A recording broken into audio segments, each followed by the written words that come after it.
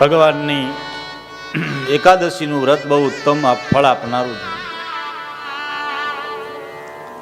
તમે રામમાં માનો, કૃષ્ણમાં માનો, શિવમાં માનો, કોઈ પણ દેવમાં માનો, સ્વામિનારાયણ સંપ્રદાયમાં માનો, પણ ભગવાનની એકાદશીનું વ્રત ઉત્તમ છે.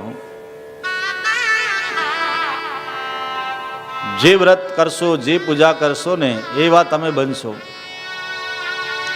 ભગવાન કહે છે ભૂતાની યાંતિ ભૂતેજ્યા. જે ભૂત પ્રેતોની ઉપાસના કરે ને પોતે ભૂત પ્રેત જેવા બની જાય. હું આમ જોવો તો તમને એવા જ લાગે. પણ યાંતિ મામ જનો, મને ભજે છે ભક્ત મારા જેવો બને છે. ભગવાનની એકાદશીનો વ્રતનો મહિમા બતાવ્યો. અને એકાદશી ઘણા લોકો એવું કહેતા હોય, મહારાજ આ ભગવાનના ઉપવાસ કરવાથી ભગવાને ક્યાં કીધું છે કે ઉપવાસ કરવો જોઈએ?